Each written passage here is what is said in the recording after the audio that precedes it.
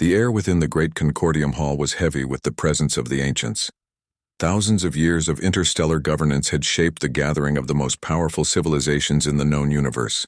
They had seen species rise and fall, empires collapse under the weight of their own hubris, and wars that reshaped the fabric of the cosmos. And yet, they had never seen anything quite like humanity. They had expected so much more, or rather, so much less. At the center of the chamber stood Ambassador Elias Kade, a lone figure of flesh and bone in a room filled with creatures whose evolutionary paths had diverged so greatly from his own that they might as well have been gods, standing in judgment. Their forms varied. Some towered with crystalline exoskeletons, others pulsed with bioluminescent tendrils. A few remained hidden behind cloaks of quantum-shifted matter. The Council of Elders, rulers of the Galactic Concord, had convened to determine humanity's fate. Their verdict had already been spoken in quiet corners, in hushed tones, in the smirking glances exchanged between the more ancient races. Primitive, inexperienced, weak. The murmurs rippled through the chamber, words, translated by unseen technology into a language Elias could understand. There was no malice, only indifference. Humanity was simply another anomaly to be catalogued and dismissed. Chancellor Drekvar of the Voskar Dominion leaned forward, his scaled brow ridged with mild amusement. His kind had ruled the stars for millennia, their war fleets spanning entire sectors. He had known true warriors, real empires that burned worlds and reshaped them to their liking. The humans, by contrast, were a curiosity, an evolutionary quirk that had somehow stumbled upon spaceflight before properly earning the right.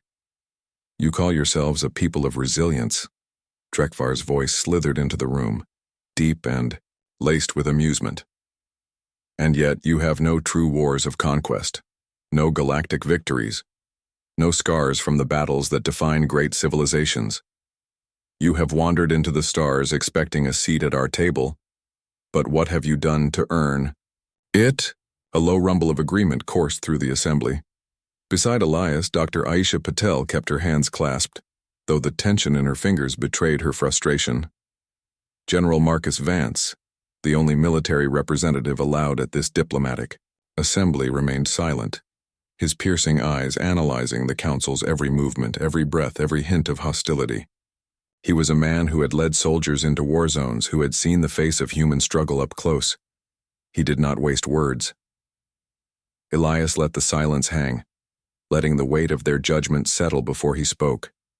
When he did, it was with the quiet confidence of a man who had already seen how this conversation would unfold.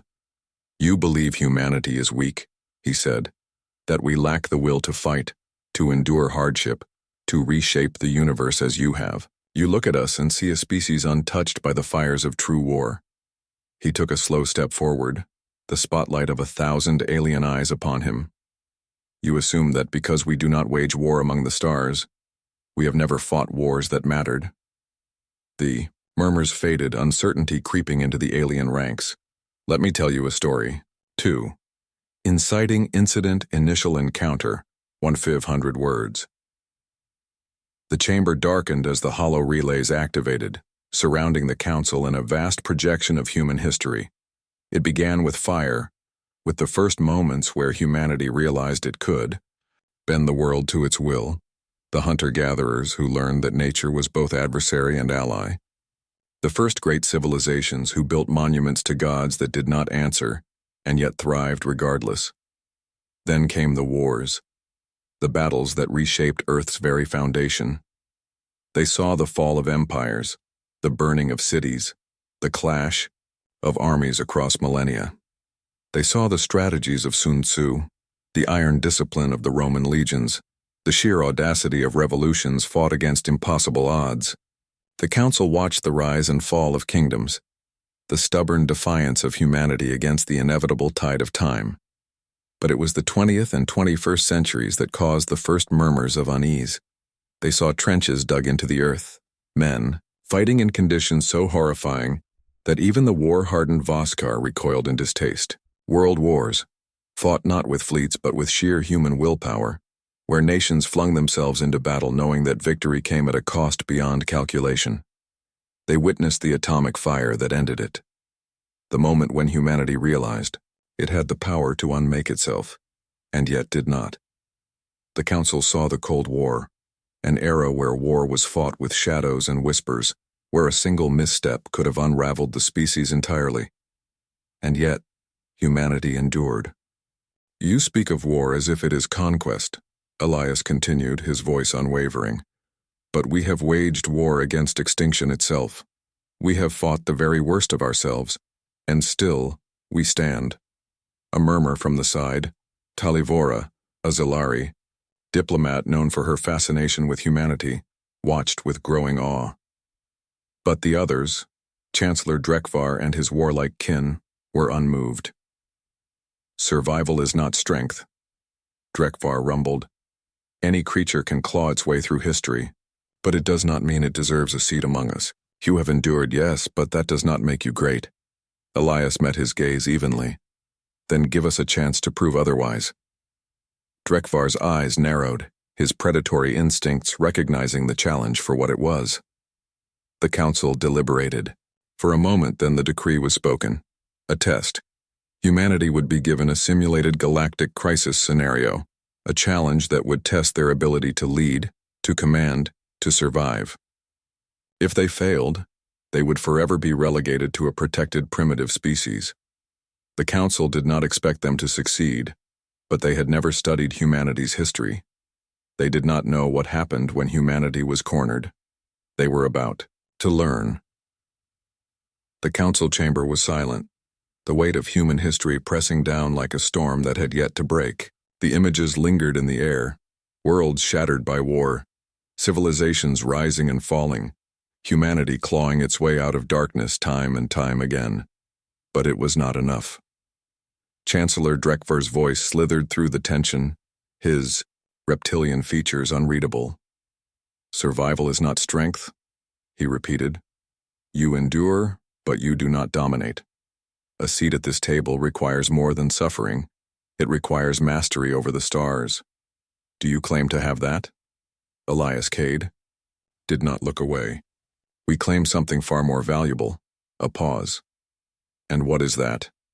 The ability to outthink those who underestimate us. The chamber rippled with murmurs, and Drekvar's jaw tightened, sensing the challenge beneath the words. The Voskar, champions of conquest, did not appreciate defiance from the weak, so the test was decreed, a galactic crisis simulation designed to measure a species' ability to lead, to strategize, to survive without the brute force of military supremacy. The conditions were simple. A catastrophic event threatened multiple civilizations. Resources were scarce, alliances fickle, betrayal inevitable. Each species would be given control of their respective factions, and the objective was singular: emerge as the defining power in the aftermath. The Voskar believed they would prove humanity's irrelevance within moments. The Council watched with indifference. And humanity? Humanity simply prepared. The simulation began, and the first choices were made. The Voskar moved predictably, as conquerors always did, seizing the largest resource hubs, flexing their strength through aggressive expansion. Other species adapted accordingly, forming alliances, consolidating power. The game unfolded with expected patterns, strategies honed over millennia by civilizations that had ruled the stars long before humanity ever looked up at them. Except, for one, humanity did not fight for dominance. They fought for control of information. While others scrambled for planets and fleets, Elias and his team studied patterns. They infiltrated communication lines, decoded enemy movements, and fed carefully, curated misinformation into the systems of their rivals. Small gambles, barely noticeable at first. A delayed fleet arrival here, a miscalculated supply route there. Seemingly inconsequential, until suddenly, a fleet found itself outmaneuvered by an enemy it had underestimated. A supply line was sabotaged by an ally who had been fed just the right amount of paranoia. They made themselves appear weak, deliberately ceding ground in ways that invited their enemies into comfort. And then they turned it against them. Drekvar's forces, believing humanity incapable of direct confrontation, stretched themselves thin in pursuit of easy victories. The moment they overextended, the trap was sprung. Supply chains collapsed overnight. Entire fleets, left stranded in dead space, their commanders unable to comprehend how their perfect strategies had unraveled. Humanity had never needed superior numbers. They only needed flaws in their enemy's logic, and every species in the room was now realizing humanity had spent thousands of years perfecting the art of breaking things stronger than themselves. The council chamber, once filled with certainty, now buzzed with something more dangerous. Uncertainty. The Voskar's forces were in disarray, their conquest grinding to a halt. The once dominant factions found themselves reacting instead of dictating the flow of battle. And humanity? Humanity had become the center of the board. Not by force, not by conquest, but by making themselves indispensable. They were no longer a faction to be dismissed. They were the architects of every decision now being made, and the council knew it. For the first time in recorded history, the unshakable balance of power trembled. The final phase of the simulation unfolded like a cosmic symphony, each move executed with precision, every mistake amplified into catastrophe. The council watched in stunned silence as the war they had expected humanity to lose had instead turned into something else entirely. The battlefield was no longer about fleets and firepower. It was about control of the unseen battlefield. The battlefield of information, strategy, and psychological warfare. The Voskar, once the undisputed masters of military conquest, were now little more than pieces on a board humanity had rewritten in real time. Their fleets were still powerful, their warriors still feared, but every move they made had already been predicted, countered, and used against them. Chancellor Drekvar, who had scoffed at humanity's so-called weakness, was now watching as his entire war doctrine unraveled before his eyes, and the humans had not fired a single shot in direct battle. Elias Kade stood at the heart of the council chamber, watching the final moments of the simulation unfold. The remaining factions, weary from conflict, had begun to look to humanity for leadership not because they had conquered, but because they had made themselves irreplaceable. No war could be won without them. No alliance could be trusted without their insight. No empire could function without their knowledge. That was the secret. Humanity did not fight for dominance. They fought to become the keystone upon which all others now depended. The Voskar had strength. The others had influence. But humanity had something far more powerful: control of the system itself. The final move was not made with weapons, nor fleets, nor treaties. It was made with a whisper into the right ear, a moment of hesitation. At the right time, a piece of information that shifted the balance in just the right way. And then, as the last variables collapsed into place, the simulation ended. Silence. The council, composed of civilizations who had shaped the destiny of the universe for eons, had no words for what they had just witnessed. The Voskar, the species that had deemed humanity insignificant, had been reduced to irrelevance within the span of hours. And humanity, who had come into this chamber as nothing more than an afterthought, now stood at its center, undeniable, unignorable, unshakable. Chancellor Drekvar, his massive frame still, his scaled hands gripping the edge of his seat, stared at Elias Kade with something he had never felt before, not just respect, not just acknowledgement, fear. Elias let the silence linger, let the weight of what had just transpired settle into the room. He could feel the shifting tides, the way the other species were now rethinking everything they believed about humanity. Then, finally, he spoke. "You thought our lack of conquest made us weak." His voice was calm, unwavering.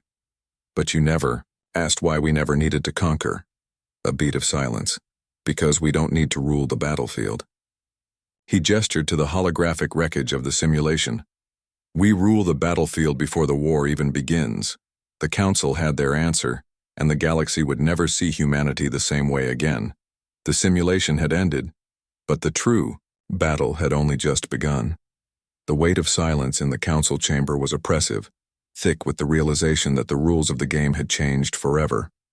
Humanity, the species they had deemed insignificant, had not only survived the test, they had redefined it.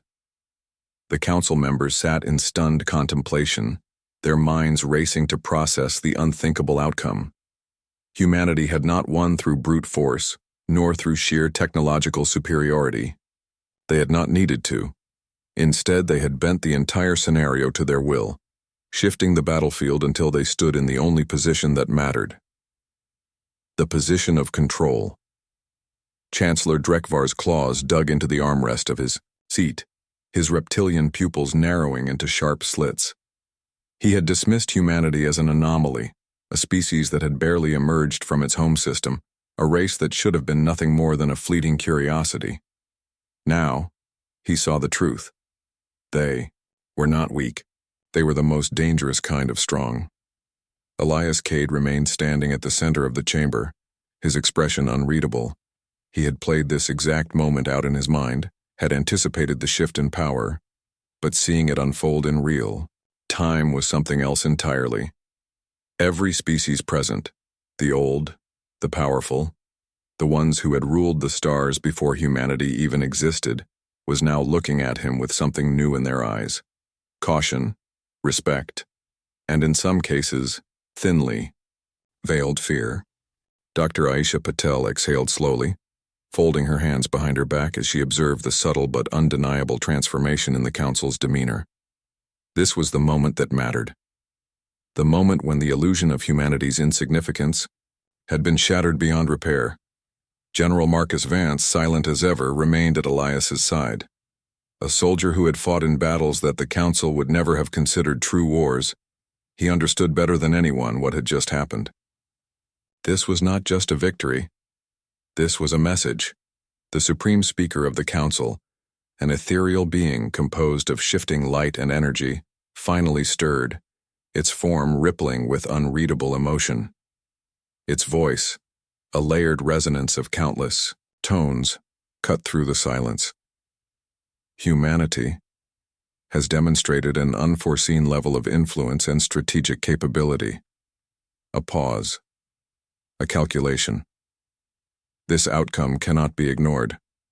A ripple of tension moved through the chamber. The unspoken question hung in the air. What do we do with them now? Chancellor Drekvar leaned forward, his gaze fixed on Elias, the weight of his entire empire pressing against the moment. He was not accustomed to losing. And yet, he had. You have proven your worth, he admitted, his voice a low growl. But be careful, human. Power is not just earned, it is challenged. You have made enemies today. Elias met his gaze without flinching. We're used to that. A single, simple truth. Humanity had spent its entire history surviving, adapting, and outlasting forces greater than itself. The only difference now was that the battlefield had expanded. The final verdict came moments later. Humanity was granted a conditional seat on the council, an unprecedented decision in the history of the galactic Concord. They were no longer just observers. They were players in the great game, but this was only the beginning. The council had recognized humanity's potential, but they had not yet accepted them as equals. There would be tests still to come, alliances forged and broken, threats, both external and internal. Yet as Elias turned away from the council chamber, his mind already shifting toward the next steps, he knew one thing for certain. The galaxy had underestimated humanity once. It would not make that mistake again. As Elias Kade stepped out of the Grand Concordium Hall, the echoes of the council's decision still reverberated in his mind. Humanity had done the impossible. They had forced their way into a seat at the table. Not by war, not by conquest, but by demonstrating a power the galaxy had never truly understood. The power of survival through adaptation. The power of controlling the unseen battlefield. The power of reshaping the game itself. Yet even as the weight of victory settled upon his shoulders, Elias knew it was far from over. Dr. Aisha Patel walked beside him, her sharp mind already dissecting the repercussions. They'll never trust us, you know. They'll watch every move we make from now on. Elias smirked, the faintest hint of amusement playing at his lips. Good. That means they finally understand the stakes. General Marcus Vance remained silent, but his gaze was sharp, scanning the halls for threats unseen. He was not fooled by the illusion of diplomacy. Victory in battle was one thing, surviving what came after was another. They had shaken the very foundations of interstellar politics, and the old powers did not take kindly to disruption. As they reached their diplomatic transport, a subtle movement in the shadows caught Elias's eye. A figure emerged, their presence ghost-like, their form barely distinguishable against the shifting glow of the Council's towering architecture. It was Talivora, the Zilari representative. Unlike the others, she did not carry the weight of resentment or fear. Instead, her bioluminescent eyes studied Elias with something closer to curiosity. "You do not rule by force, nor by submission," she said softly, her voice barely above a whisper. "You weave the future between your fingers, bending the will of others without them even knowing." She stepped closer, her glowing veins pulsing like a slow heartbeat. "That is what makes you dangerous." Elias held her gaze. "And yet, you're here." A slow smile ghosted across her lips. "Because I'd rather be standing beside you than against you when the next war begins." Her words sent a chill down his spine, not because they were a threat, but because they were a warning. The next war. The simulation had been a test, a display, but the real battlefield was waiting beyond the Council's chambers. And if the old powers were afraid now, they would not sit idly by and let humanity rise unchecked. This was not the end. It was the beginning of something far greater and far more dangerous. As the transport lifted off, carrying the first human delegation in history to hold power in the galactic Concord, Elias gazed out at the sprawling expanse of the alien city beneath them. The universe had long believed humanity to be weak. Now they had seen the truth, and somewhere in the depths of the unknown something watched. Something older, hidden, waiting. The Council had tested humanity, but soon something would come to test them all. And humanity? Humanity would be ready.